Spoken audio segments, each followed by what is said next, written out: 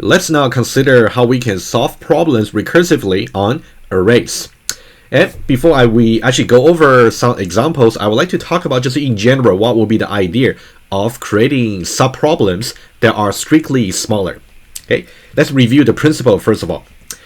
Recursive calls should really denote solutions to strictly smaller subproblems. Otherwise, if you don't really make the problems for which the recursives call upon strictly smaller, you'll definitely run into infinite recursion, as we said before, as a common error.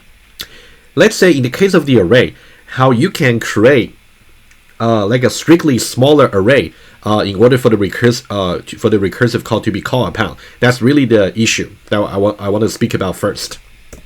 Let's talk about some naive solution. Let's say every time you want to make a recursive call on the array, you want to really create a new smaller array from the input array.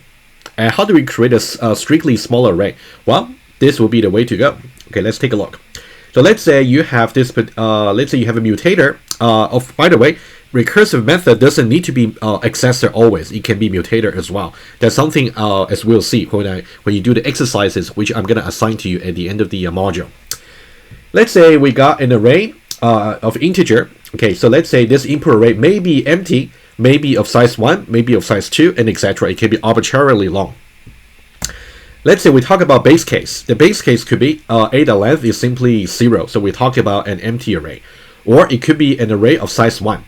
And what about else part, which means we're going to solve it recursively, right? The array size is way too large for us to return or to actually solve it immediately. In that case, we have to create some we got to create some strictly smaller problem for us to make the recursive call upon. So let's say we got a sub array over here. So you can think about this is going to be a sub problem. And the size is strictly smaller than the input array A over here. You can say it's a.length minus 1. So it's at least the size is minus 1, right? It's the original size minus 1. How do we fill in the contents for the sub? In that case, we simply, a simple loop. We can simply go from index 1 until a.length minus 1. And then we simply copy over the contents into the array, right? You can study this loop yourself very easily, right? It's very straightforward. And then after that, we're going to make a recursive call on the subarray over here. So you can see we're calling the same method m over here, right? The same method as m that we're trying to define. And then the sub, when compared with the original array, it's strictly smaller because the length is actually minus 1 of the original array. That will be the idea. Let's now take just try to trace this a little bit at a high level just to see how it works, and then we should really criticize on that, why it is so inefficient space-wise. Okay, let's now take a look.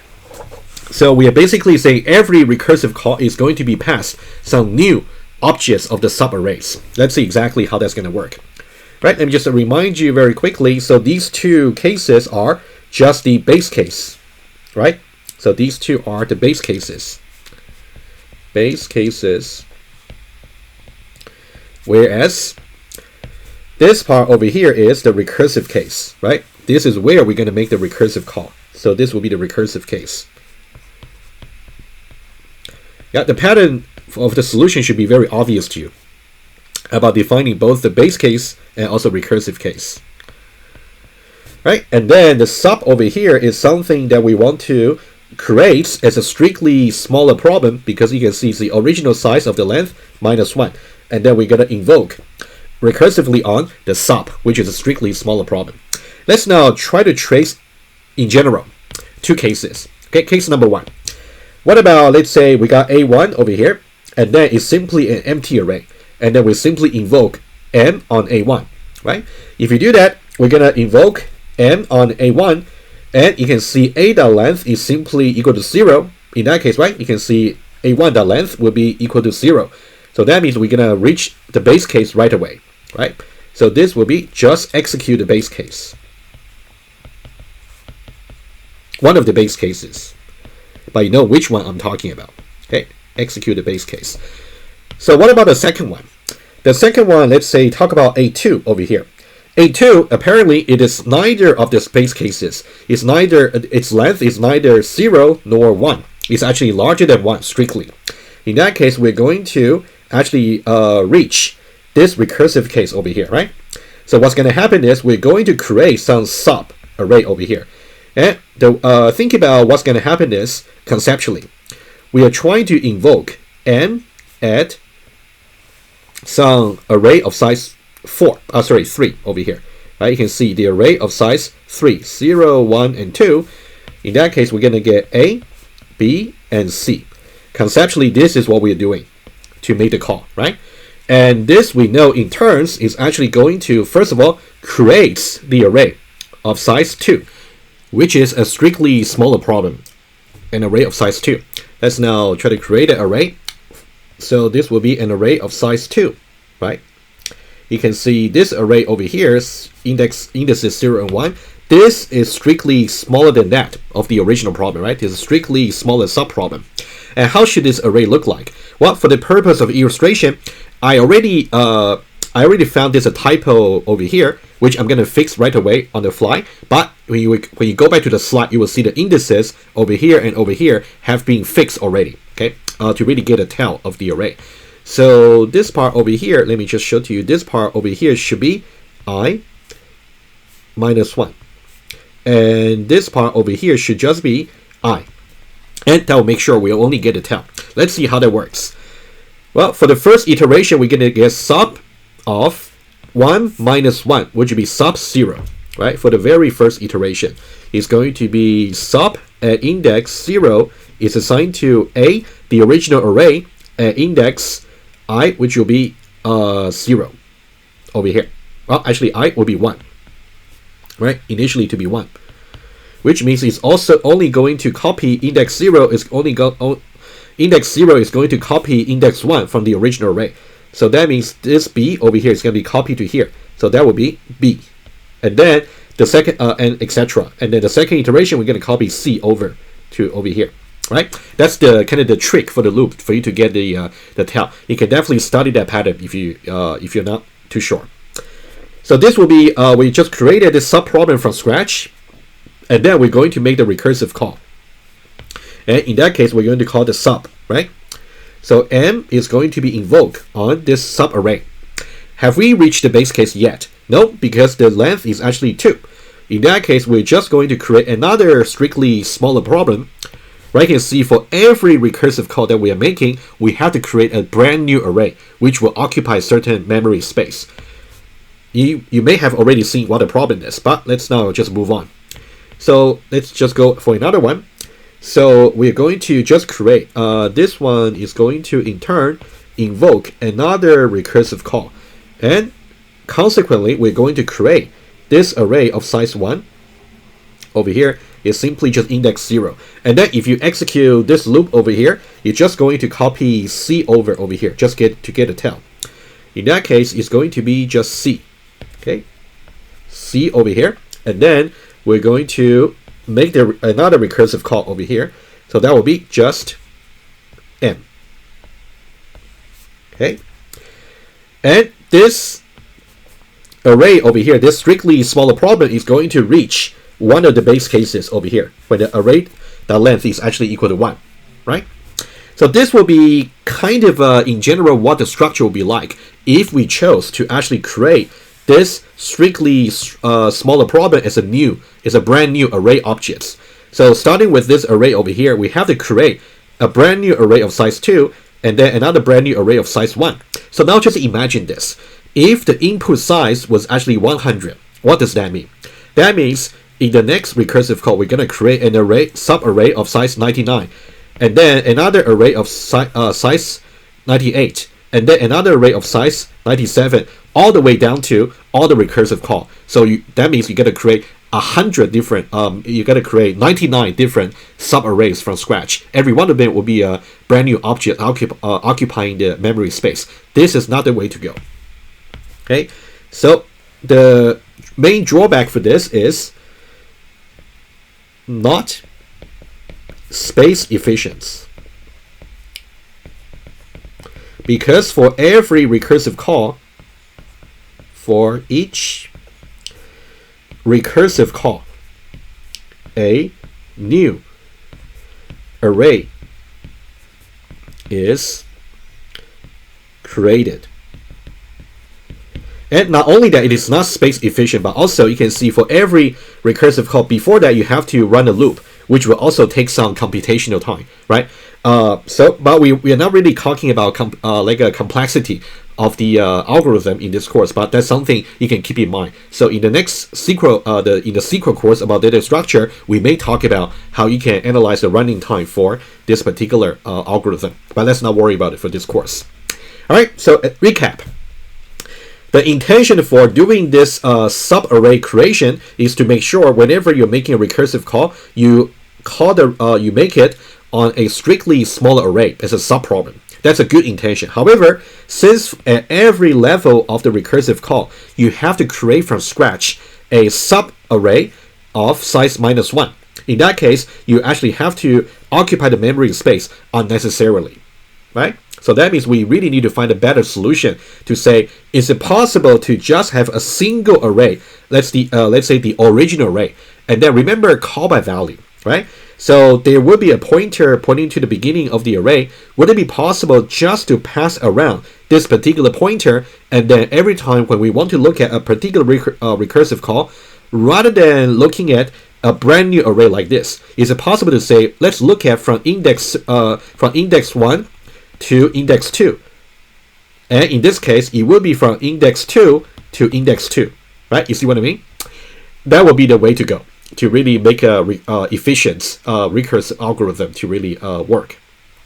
Let's now take a look at the second solution. Okay, so the second solution will be, which will be the way to go for the rest of the examples. We want to say the following: for efficiency, we will simply pass the reference of the same array over and over between recursive calls, and then specify the range of indices to be considered. That'll be the way to go. Okay, and by the way, I already fixed the typo over here. It should be I-1, and here it should be I. So this loop over here is going to give you the subarray of the tail. All right. Let's now take a look. So now we kind of amend the methods over here. This is so-called the recursive helper methods. That's something I will elaborate further when I go over the examples with you. This will be an array, the input array, just like that. But now we're gonna specify two more things over here. We want to specify exactly from where to where you want to look into the array as a recursive call. All right, let's now take a look. So we are saying that if from is larger than 2, and also when from is equal to 2, so these two cases will be considered as base cases, because in that case, this will be the case where we are looking at an empty range of indices. This is the case where we're looking at only the range of indices of size 1. Right? It might be difficult for you to imagine this, but I will visualize that in a moment. Okay, but don't worry, I will get there. And for the recursive case, you can see we have gotten rid of the loop over here to create any new array objects. Right? You can see these two lines are simply gone in our ideal solution. What we're doing is we're simply passing. Remember, call by value. We're simply passing a reference of A over here. Right? We're not creating any new array. And then we're simply saying from is going to be incremented by 1. So we are passing this incremented value over here for the recursive call. Effectively, we are narrowing down the range of indices to be looked at in the subproblem. That's why it's still a valid solution for recursion without getting down to infinite recursion. That's why. We'll see that as we go over example. So we got 1, 2, 3, 3 bullet points over here. So these are the 3 bullet points which I will explain in a moment. Okay, but that's something for you to review later, just to see by looking at the values for these two from and to values. Depending on what their values are, they might represent different subarrays or subproblems conceptually. That's something I want you to review once we have gone through the visualization together. Let's now try to visualize it. Okay. So this is the ideal solution over here. That's efficient. And let's now just annotate very quickly about the base cases and also recursive case. So this part over here, when from is larger than 2 versus from is equal to 2. I will visualize them in just a moment. But just remember, these two are the base cases, because the range of indices are so small, so you can solve the problem right away. Versus this part over here is the recursive case. This part over here, just that. So this will be recursive case. Okay, and I want you to pay attention to the two base case conditions. From is larger than 2, and also from is equal to 2. We'll see exactly how these two can be decided as base cases in just a moment. And in the case of recursive case, here we say to make a recursive call, how can we narrow down the range of indices to make sure the problem is strictly smaller? So in this case, we simply say from plus 1. Okay, but in general, you can also say 2 minus 1 as well. So that's something you will actually experience when you actually try to solve the additional problems I will assign to you in the at the end of the module. Okay, but for now, let's just say from plus 1, just for the purpose of an illustration. Let's now consider two cases over here as before. Let's now see in the case of A1. A1 is simply just empty, right? So we're passing the reference of the reference for A1, right? Call by value, and then for the from and to. What we'll do is we're going to specify the minimum possible index and the maximum possible index to begin with. Okay, the minimum index, well, for the empty array, it's like a special case. The minimum will be 0. The max, well, for any array in general, what will be the minimum and maximum indices? The minimum should be 0, right? And okay, so the 0 over here, in theory, that will be the minimum possible index for any arbitrary array, right? And also for this part over here, A1, the length minus 1, we know that in theory is the maximum possible index for any arbitrary array. But we'll see how these two indices will work in the case of empty array. Let's see.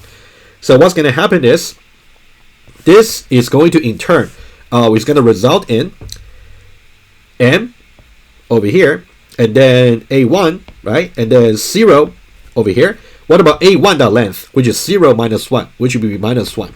So in this case, we actually got from and to. So this is really the from index, and this is the to index. So which base case are we reaching? So in this case, we are reaching from is strictly small. From is actually larger than 2, right? You can see 0 is strictly larger than 2. So we are reaching this base case over here. That's what we are reaching. So that means we can annotate by saying that whenever you see from is strictly larger than 2, that means it's effectively of considering an empty array. Empty array. Okay, so just make sure you understand the reasoning over here. Let me say it again. Whenever you are starting the call on an array, you want to specify the minimum and maximum possible indices. In the case of empty array, you will simply get 0 and also minus 1. So think about what's the range over here. If you think about, if you go from 0 to minus 1, this is simply just an empty range mathematically. Right? So that's something you can consider as well as a side notes over here. Okay. All right. So that's the base case, and let's talk about the recursive case to see how we actually eventually reach the base case. Let's now consider A2. Right? Is simply ABC. Let me just start with this. A2 is pointing to an array of size 3. And then we got A, B, and C. Okay, index 0, index 1, index 2. And then we simply got A, B, and C over here. Okay, so what we'll do is we're going to actually make the call over here starting from this, right? So what's going to happen is we're going to say M, and also we're going to say call by value, so A2, which is referring to this particular array. Minimum possible index will be 0. What about the maximum possible index? A2 the length, in this case, A2 the length will be just 3. 3 minus 1 will just be 2. So we'll pass 2 over here. Okay? And I'm going to highlight certain things at the end. But let's see what's going to happen in this case. So we know that it's going to make a recursive call. It's going to reach the recursive case over here because you can see it's from and to. 0 and 2. 0 larger than 2 is not true. And also 0 equals to 2 is also not true. So that means we're going to go to the recursive case. And what's going to happen is we're going to reach, let's say, let me use maybe blue. Let me use another color. Let's say pink. And we're passing still the same array. So that'll be A2. And then from plus 1. So that's going to be 1 and then 2. And when we actually make this recursive call, are we reaching the base case? So 1 and 2. 1 larger than 2 is false. 1 equals 2 is also false. So that means we're still making a recursive call, right? Let's now try that. And this one over here, we're still going to make a recursive call, and then we're still passing the same reference A, right? We are not creating any new array objects as opposed to the previous inefficient solution, right? You can see we try to create a new array in every level of the recursive call. But for now, all we do is we are changing the from indices over here, the from values over here. And what's going to happen is we're going to say from plus 1 over here, right? So what's going to happen is, okay, we're going to say from plus 1. So 1 plus 1 is going to be 2, and then 2. Okay, and this indeed is reaching the base case. So 2, 2 over here. So 2 and 2. 2 larger than 2 is actually false, but 2 equals 2 is actually true. So that means we are reaching this particular base case. Okay, but how do we interpret this particular base case? Let's now try to highlight, and then you'll see exactly what I meant. Let's start from the beginning. Okay, you can see from the beginning we got this A2, and then we got 0 and 2. 0 and 2, you can think about, is really highlighting this particular range of the array. Effectively, we go from 0 to 2, covering the entire array. Effectively, we are considering the entire problem of the we're considering the big problem of the entire array, like over here. What about the first recursive call? The first recursive call, we are saying from plus 1, so from 0 to 1. So that would be basically considering this part of the array from 1 to 2, right? So this is a strictly smaller problem. So let me just make some annotation over here. You can think about this 1, 2 over here is really a strictly smaller problem. And you can think about it's really considering all the elements from indices 1 to 2. That's really what we're considering exactly over here, right? Just this part over here. And what's going to happen when we go to the next recursive call? In that case, let me use the orange over here. So that'll be 2 and 2 over here, right? So that'll be just over here from index 2 to index 2 over here. So this part over here is really about 2 and 2 over here is again a strictly smaller problem.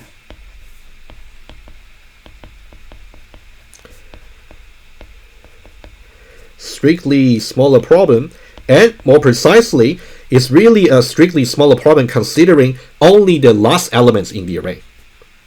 Okay, so just the last item in the array. All right, so that's why I want to annotate this part over here when from is equal to 2, right? And previously we said that when from is larger than 2, is effectively that we are considering empty array. So now when from is equal to 2, is effectively the case that we're considering just an array of size 1. Okay, so this will be basically over here, array of length 1. It's really important for you to see from this, in some way it's more like a pattern actually for you to understand. We got 2 base cases over here, one base case indicating that one base case denoting that we are considering an empty array or empty range of elements to be considered. And the second base case over here is denoting that we just simply got in a range of size 1 of elements to be looked at. And in the recursive case over here, we are considering every time we're going to increment from by 1. So you can think about from starting from index 0 over here, and then for the first recursive call, we're incrementing from 0 to 1. So that means we're now considering only this sub-range over here. So effectively, there's a strictly smaller problem. And then when we go to the next recursive call, we're incrementing from 1 to 2. So that means we're only considering this part of the array, right?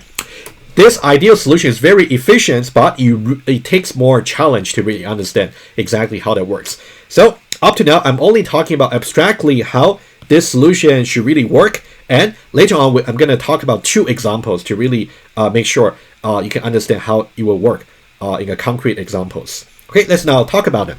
And the first one I want to go over is how to check to see if an array of integers got all positive numbers.